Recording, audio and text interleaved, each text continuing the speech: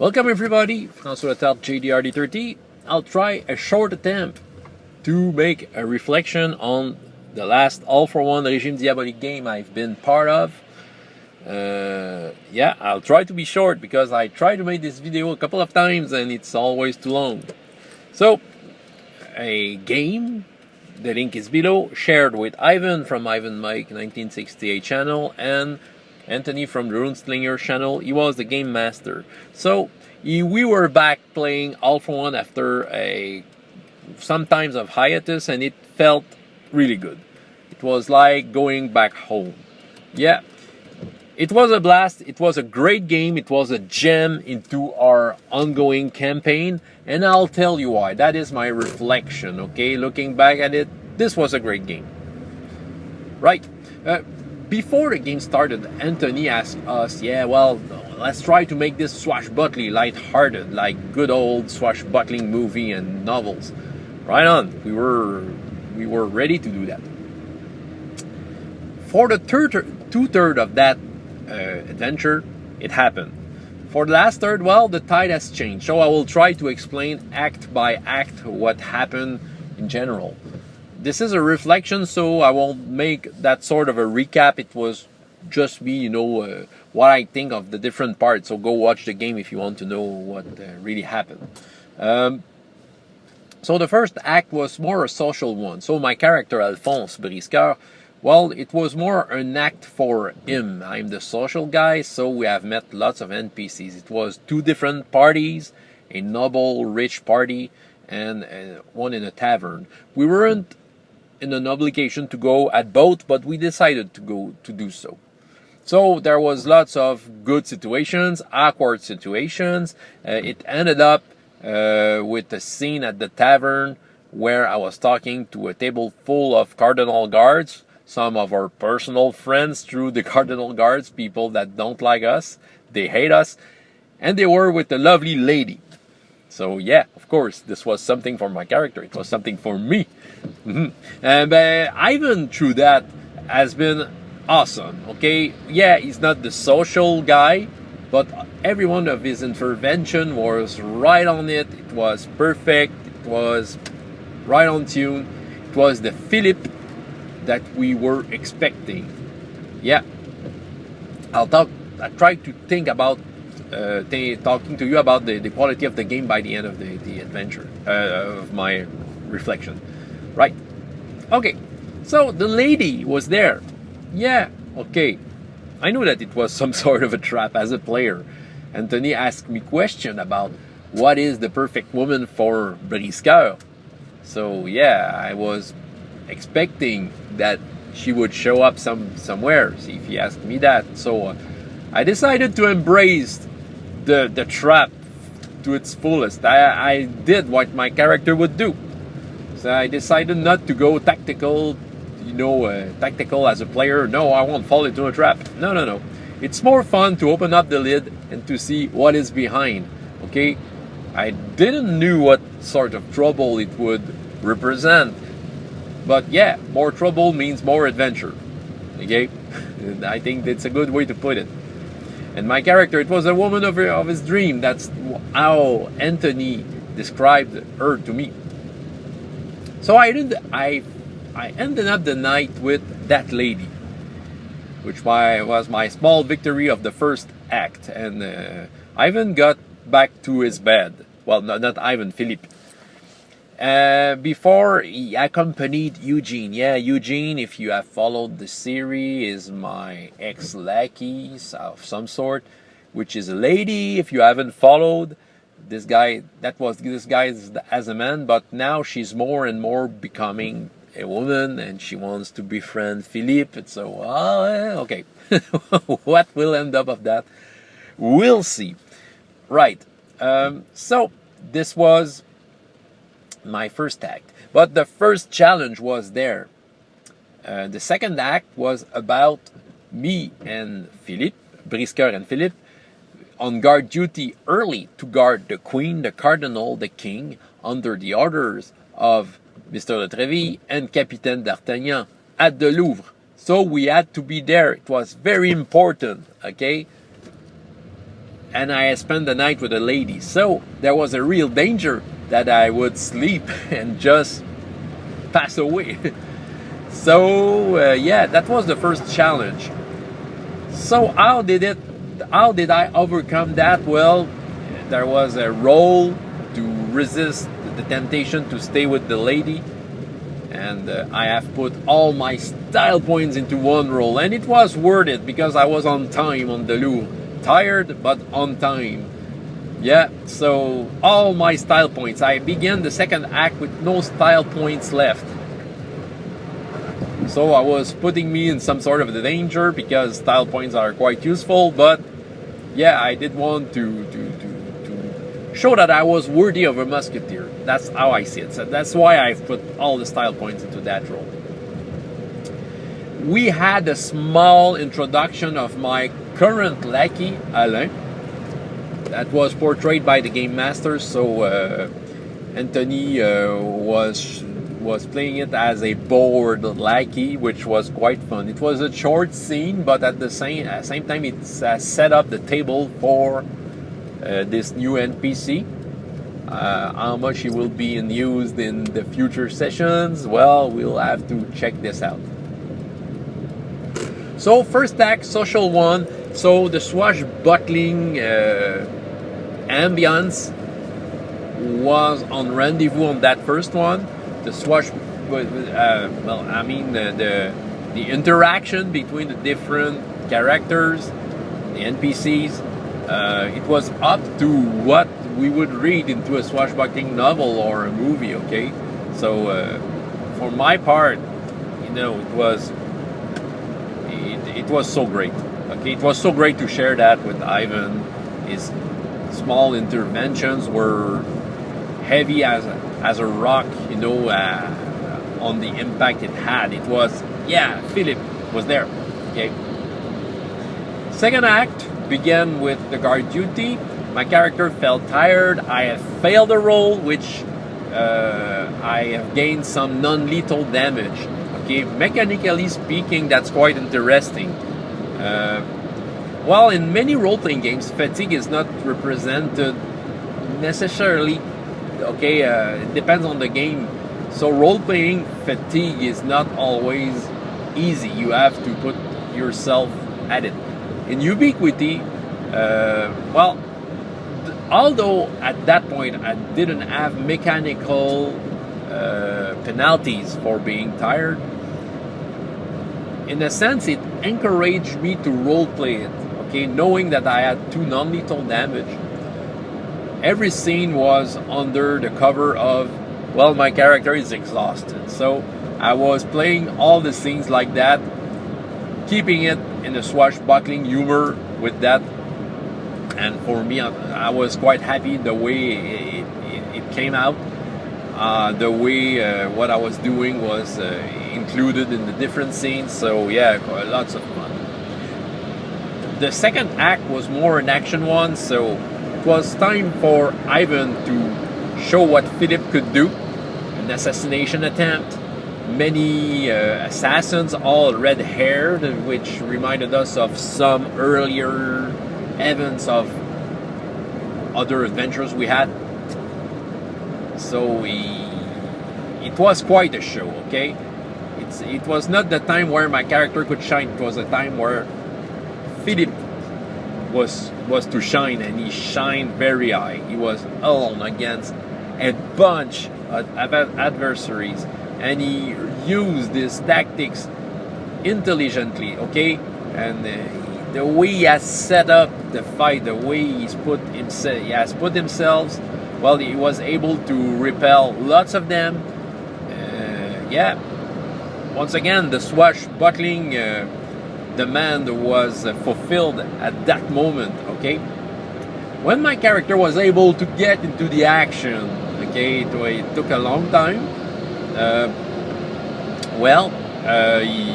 All the enemies has vanished, but vanished, kind of disappeared out of nowhere. They had jumped out of the roof of the Louvre and they disappeared. So lots of mysteries there. A job for our type of musketeers. So yeah, so my reflection of the second act, the action one, and it was a great joy to see Ivan play Philip and showing the world what he can do with the sword, and showing what he has learned at the Renoir school of swashbuckling, of fencing. After that, we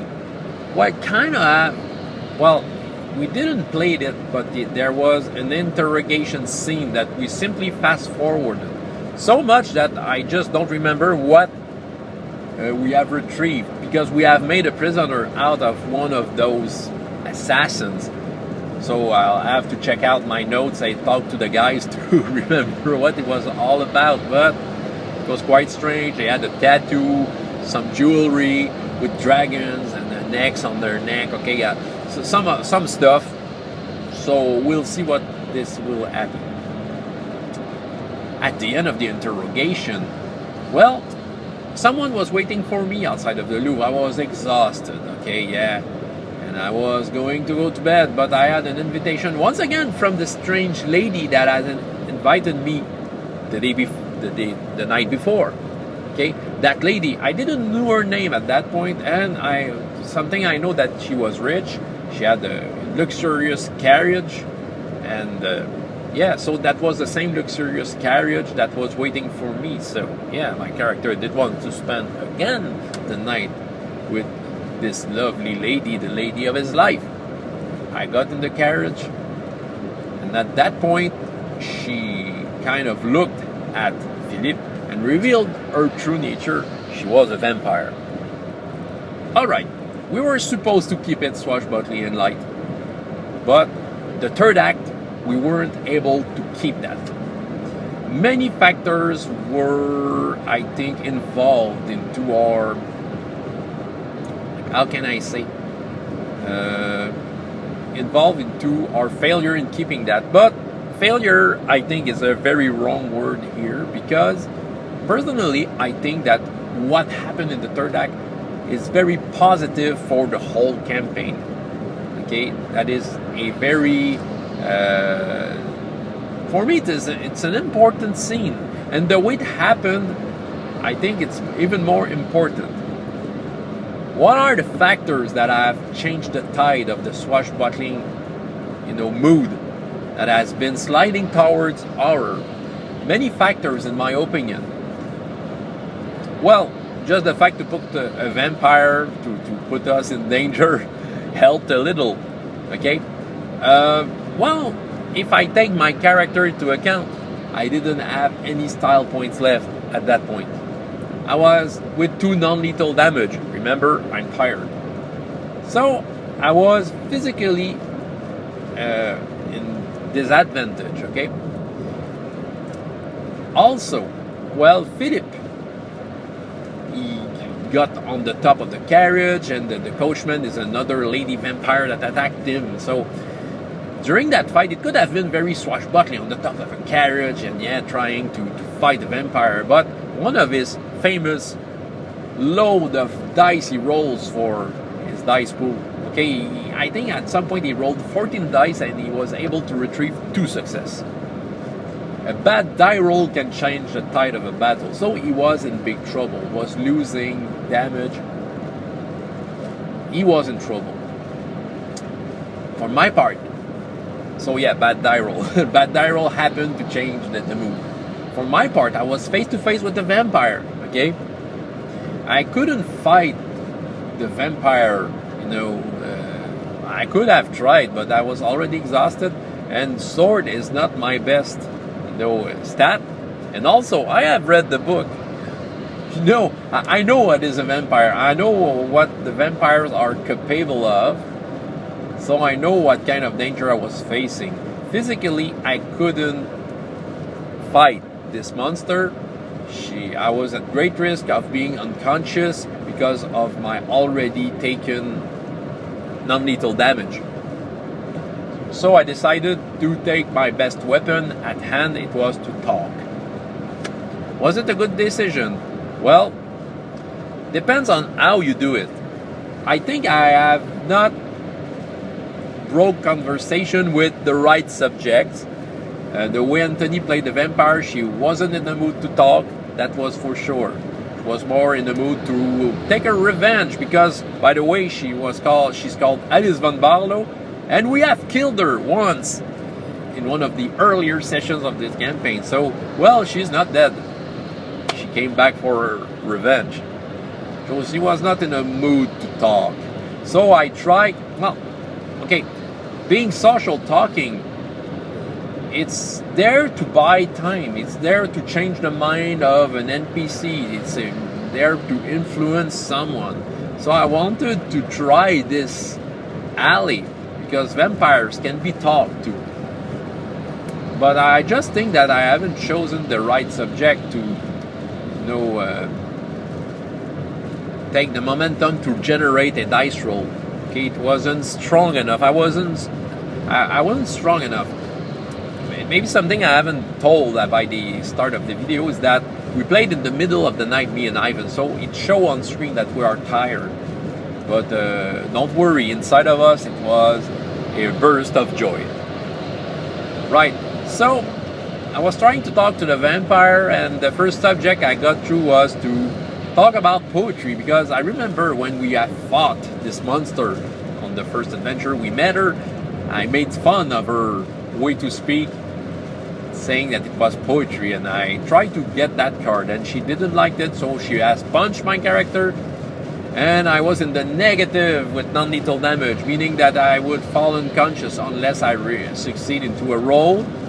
And I decided to take chancy dice to succeed. With no style points left, I had nothing to lose. Chancy dice in Ubiquity, if you don't know how it works, you can add 3 dices to your die pool, okay? But every time, for every 2 dice that you had, the difficulty will raise also.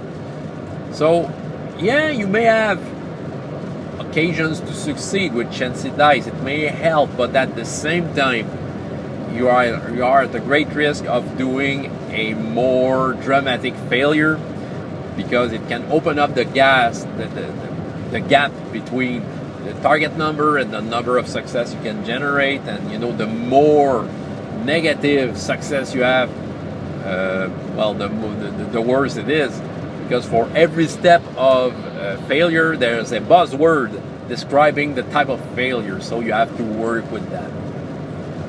I was able to keep conscious, talk to her about her age. She didn't appreciate it. She has punched me. I wasn't conscious. So every turn, everything we were doing into that act, we were sliding toward horror and desperation. And you know what? I was enjoying it a lot. It reminded us of what type of adventure we're in. In All for One, there's supernatural horror, even though if you are jolly swashbuckling musketeers, well, you have to fight horrors, and the horrors are nasty in there. These are naughty things, and we were facing some of them that could kill us easily. So at some point Philip was against 2 vampires, Alice and the other one that was occupied at eating someone else. So yeah, he was temporarily safe,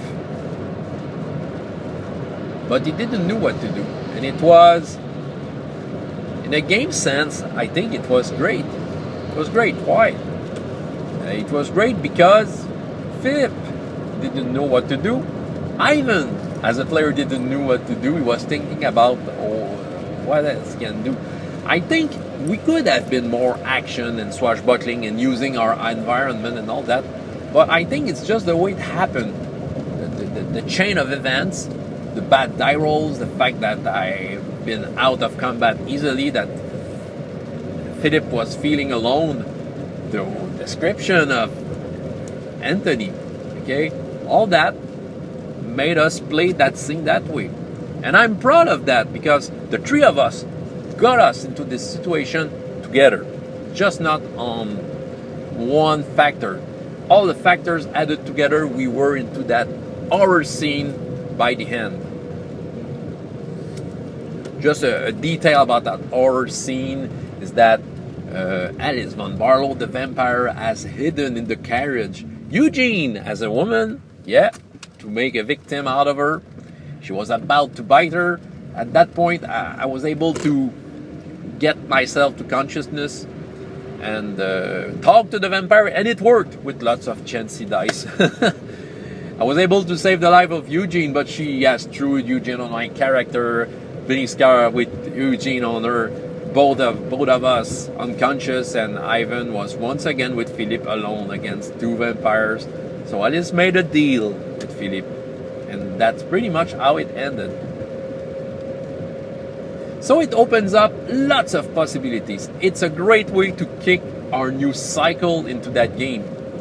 It's an awesome way to do it, and I'm very proud on how it happened, how we were able to deal with that. Let me tell you that it was a good session. Playing it, even being tired, I was tasting it. I was so happy to be back to All for One, and rewatching it just got me more into the drama. So I'm looking forward to what will come next. Why am I defending the way it happened and all that? It's because Anthony, in his own reflection of the game, he was hard on himself, and he shouldn't. He made a great job as a game master, and the three of us together made a great job to make this great story, another gem into our campaign, a success, in my opinion. A very simple plot, but well executed by the three of us. I'm congratulating us as a group. So yeah, that is my reflection. Just all positive. So feel free to leave the comments. François Letard, JDR D30. And up to next time, I hope you have as much fun in your life as in your games. Goodbye.